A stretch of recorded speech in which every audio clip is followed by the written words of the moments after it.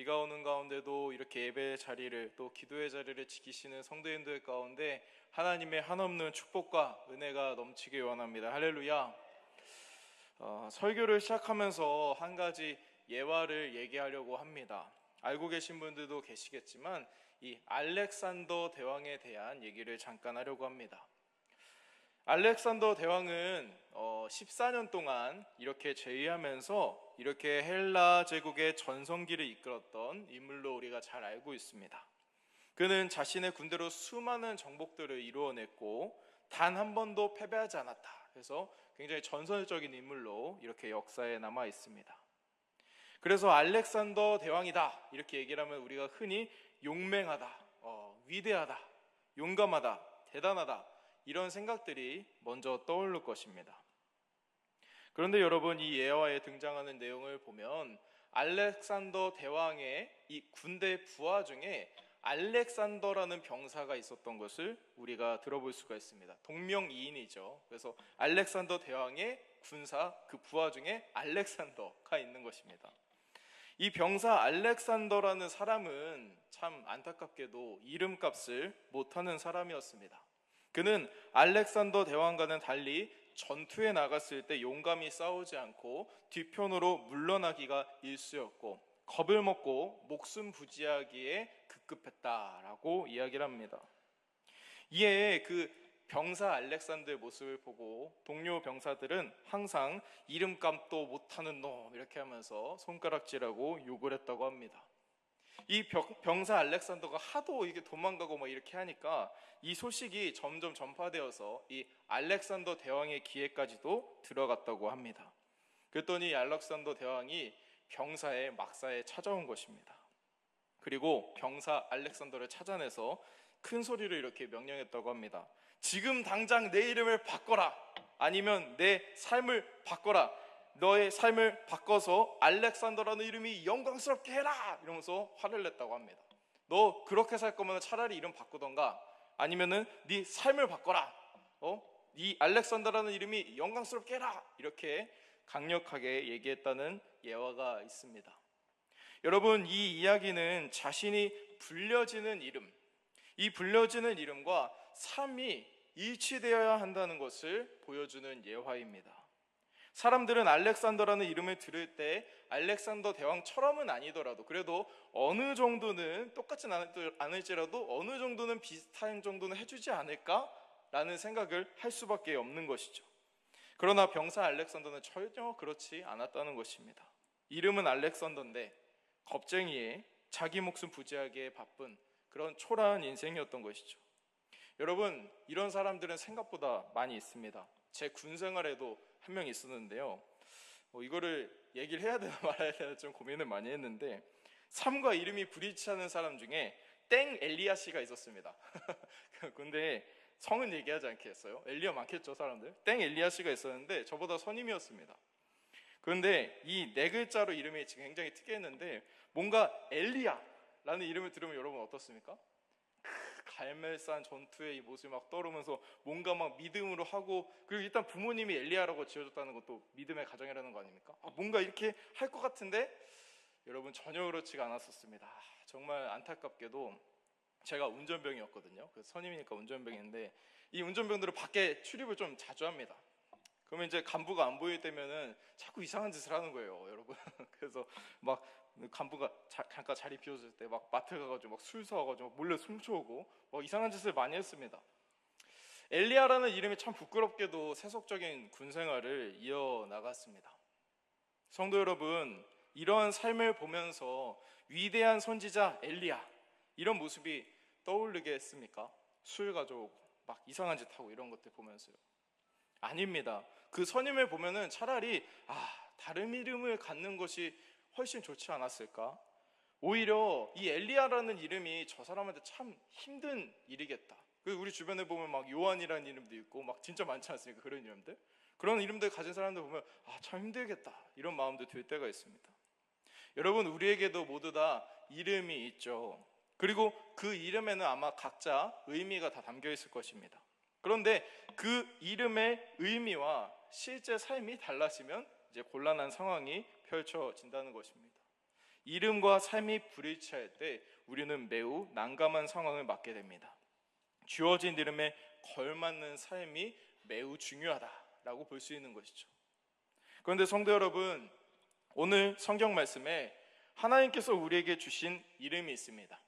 제가 가지고 있는 안유성이라는 이름 외에 다른 이름을 또 주셨습니다. 그것은 바로 거룩한 하나님의 백성입니다.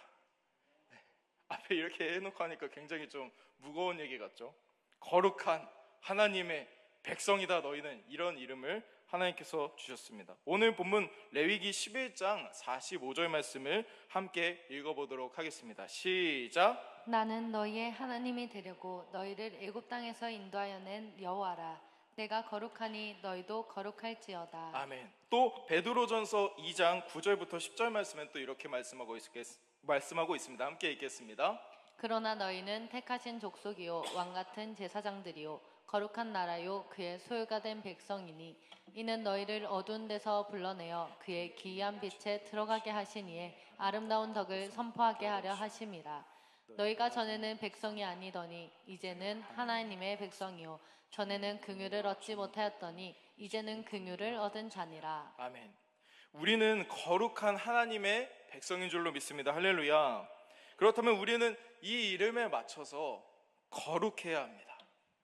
하나님께서는 오늘 우리에게 너희는 나의 소유된 백성이다, 내가 거룩하니 너희도 거룩해야 한다라고 분명히 말씀하고 계십니다. 근데 여러분, 여기서 거룩에 대해서 조금 생각해 볼 필요가 있다고 생각이 듭니다. 거룩이 무엇일까요? 거룩은 이 한 단어로 표현하기에 참 어려운 말이라는 생각도 듭니다. 그런데 이 성경에 기록되어 있는 이 성경 기자들이 기록한 거룩의 본래 의미를 한번 살펴보기 위해선 이 성경 본문에 사용된 거룩의 반대되는 의미를 보면 좀 이해가 쉽습니다. 그러니까 거룩이라는 말에 반대되는 단어가 무엇인가 살펴보는 것이죠. 레위기 10장 10절 말씀에 보면은 이렇게 말씀하고 있습니다. 그리하여야 너희가 거룩하고 속된 것을 분별하며 부정하고 정한 것을 분별하고 라고 기록하고 있습니다. 너희가 거룩하고 속된 것을 분별하라. 거룩과 속된 것에 대해서 얘기를 하고 있는 것을 볼 수 있습니다. 이 말씀에서 거룩과 속됨을 서로 분별하라 라고 말씀하고 있는 것인데요, 그래서 거룩의 반대말은 무엇입니까? 속된 것입니다. 속된 것의 원어를 찾아보니까 여러분, 홀이라는 단어를 쓰고 있는데, 이 홀이라는 단어의 의미는 드러나 있다, 땅에 속해 있다, 성결치 못하다 라는 의미를 가지고 있습니다. 드러나 있는 것, 그리고 땅에 속한 것, 성결하지 못한 것이 거룩하지 못하고 속된 것이다 라고 표현하고 있습니다. 결국 이 본문에서 말씀하고 있는 거룩은 드러나지 않은 것, 반대로 생각하면 땅에 속하지 않은 것, 성결한 것이 거룩인 것입니다. 드러나 있지 않은 것, 그리고 땅에 속하지 않은 것, 그리고 성결한 것. 여러분, 이 세 가지를 생각해 보면은 이 세상에 이런 존재가 있을까라는 생각이 듭니다. 일단은 땅에 속하지 않았다는 건 땅에 이렇게 얽매여 있지 않다는 건데, 어떤 존재가 그런 게 있을 수가 있지? 생각이 들지 않습니까? 그것은 바로 하나님입니다. 하나님. 이 세상에 이 드러나지 않는 것, 또 땅에 속하지 않는 것, 또 성결한 것은 무엇밖에 없습니까? 하나님밖에 없는 것입니다. 그래서 우리가 보면 성경에서 말씀하고 있는 걸로 이렇게 이해를 하면은 이 세상에 하나님 외에는 그 어느 것도 거룩할 수가 없습니다.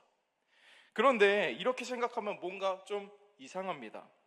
하나님 외에 거룩할 수 없다고 하는데, 제가 아까 앞에 인사드릴 때도 했잖아요. 성도 여러분, 사랑하는 성도 여러분, 맨날 사랑하는 성도 여러분 나오면 이제 설교 끝나는 거잖아요, 그렇죠? 사랑하는 성도 여러분 이러는데, 뭔가 이 성도는 뭡니까? 거룩한 무리, 거룩한 여러분, 이런 의미지 않습니까?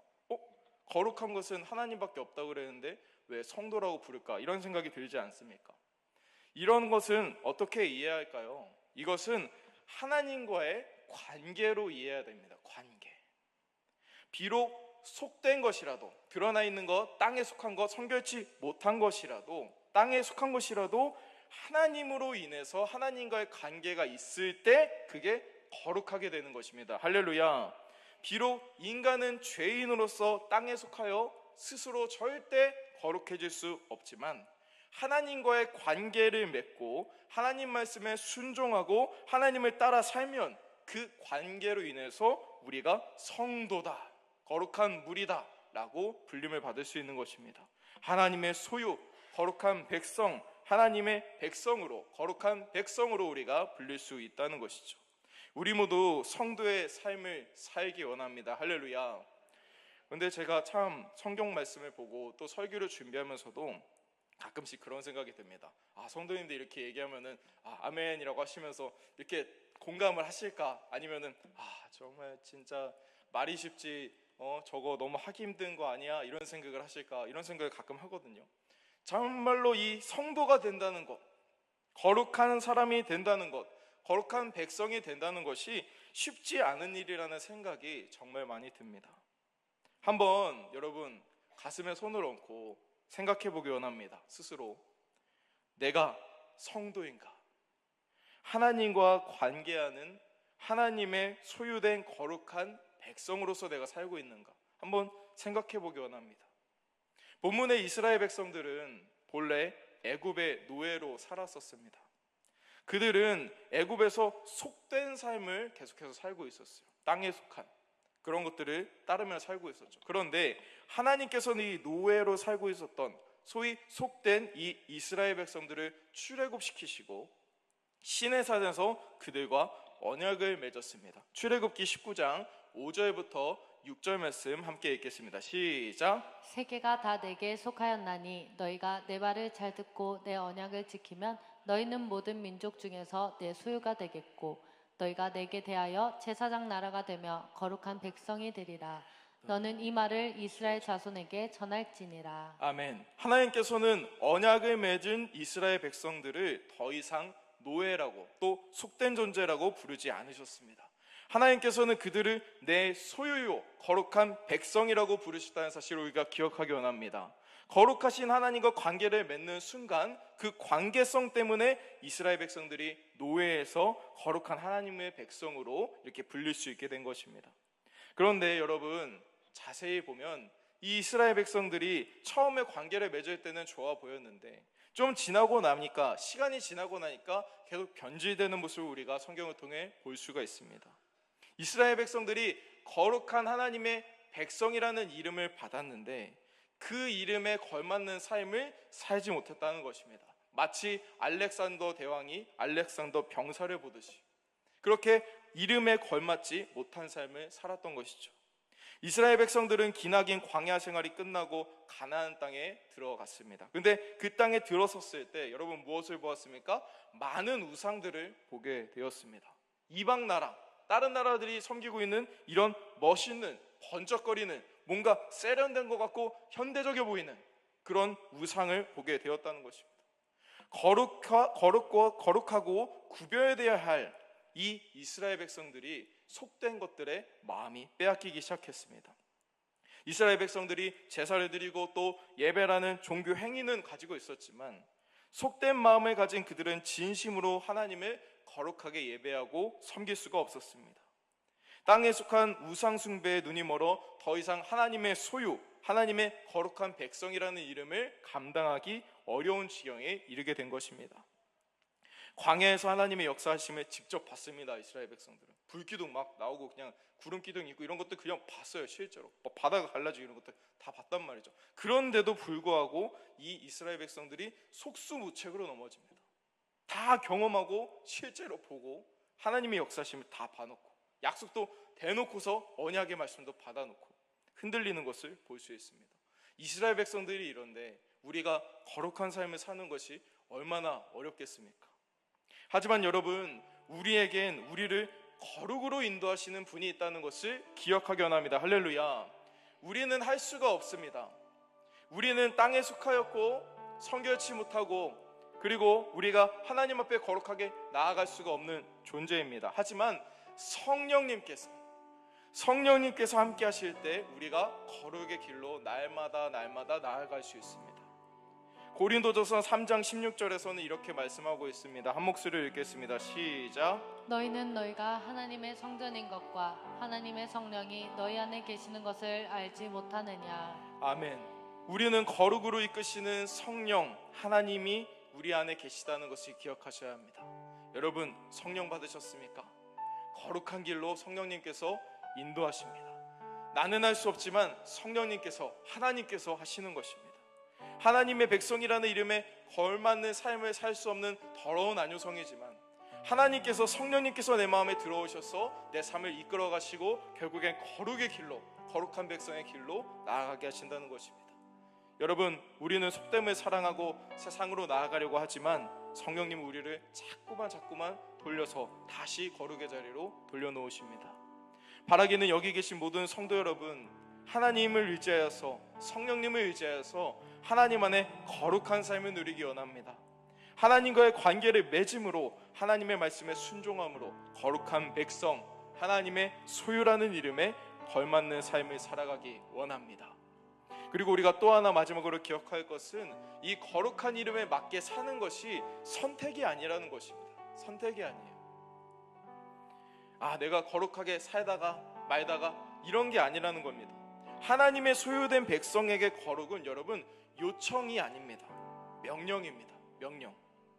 하나님의 소유된 백성은 거룩이 선택이 아니라 의무인 겁니다. 의무. 여러분, 대한민국 국민은 4대 의무를 지고 있지 않습니까? 국방, 납세, 근로, 교육, 그런 의무를 지고 있습니다. 이건 하고 말고 마음대로 할 수 있는 것이 아닙니다. 선택할 수 있는 것이 아니에요. 대한민국 국민이라는 이름, 그 이름을 갖기 위해서는, 권리를 얻기 위해서는 누구나 반드시 이행해야 하는 것이 말 그대로 의무인 것입니다. 물론 여러분, 군대 가는 것이, 또 세금 내는 것이, 일하는 것이, 공부하는 것이 이렇게 힘들고 귀찮을 수도 있습니다. 하지만 내가 하기 싫어도, 내가 못해도 대한민국 국민이라면 대한민국 국민의 4대 의무를 지켜야 하는 것이죠. 거룩도 여러분 마찬가지입니다. 거룩은 해도 되고 안 해도 되는 것이 아닙니다. 전혀 하나님과 관계없는 삶을 살면서 세상 사람들이 하는 대로 다 하면서 하나님의 말씀에 순종하지 않으면서 자신을 나는 하나님의 거룩한 백성이야 라고 생각하는 것은 큰 착각입니다. 우리는 십자가의 사랑과 하나님의 은혜를 너무 강조하면서 생각하다 보니 삶의 거룩함과 행함에 대해서 약화될 때가 많이 있습니다. 그런 경향이 보이는 경우를 많이 보게 돼요. 나는 부당한 방법으로 이득을 취한 경우가 있어. 그런데 하나님께서 물질의 축복은 부어주실 거야. 나는 예수님보다 나 자신을 우선순위로 놓을 때도 있는데 구원의 확신이 있어. 나는 다른 사람들을 너무나도 미워하는데 도저히 용서 못할 사람이 있는데 하나님은 나를 사랑하셔. 나는 하나님 말씀에 불순종하지만 하나님께서는 내 기도는 들어주실 거야. 나는 하나님과 관계없는 삶을 살다가 주일에만 관계 있는 척 하지만 하나님의 거룩한 백성이야. 이런 생각을 하는 것입니다. 이건 정말 말도 안 되는 얘기입니다, 여러분. 거룩이라는 의무를 무시하면서 하나님 나라 백성은 되고 싶은 이런 말도 안 되는 일을 하는 것이죠. 의무는 짓지 않으면서 권리는 누리고 싶은 것입니다. 이런 앞뒤가 안 맞는 이름과 삶이 맞지 않는 모습들 때문에 여러분 정말 슬프지만 세상 사람들의 손가락질을 너무나도 많이 받습니다. 믿는 사람들이 더 하구만, 믿는 사람들이 더 심하구나, 이런 얘기들이 들려오는 것이죠. 사랑하는 성도 여러분, 혹시 나에게 이런 모습들이 있다면 오늘 기도하실 때 진심으로 회개하기 원합니다. 할렐루야. 또 성령님께 도와달라고 기도하기 원합니다. 그리고 신실하게, 진실하게, 거룩하게 하나님의 말씀대로 살겠다고, 하나님의 거룩한 백성이라는 그 이름에 걸맞게 살겠다고 우리가 기도하기 원합니다. 그러기 위해서는 아까 말씀드렸듯이 성령님이 필요합니다. 성령님. 내가 하고 싶다고 할 수 있는 게 아닙니다. 그래서 이 시간 회개하고 또 성령님의 도우심을 간절히 구하는 우리가 되었으면 좋겠습니다. 우리 부산명석교회 모든 지체 여러분들은 성도라 불리기 위해 부끄러움이 없는 그런 성도님들이 되시길 바랍니다. 성령 충만하여서 거룩하신 하나님의 백성이라는, 하나님의 소유라는 이름에 부끄러움 없는 삶을 우리가 살아가기 원합니다. 우리의 마음에 결단이 있어야 될 줄로 믿습니다.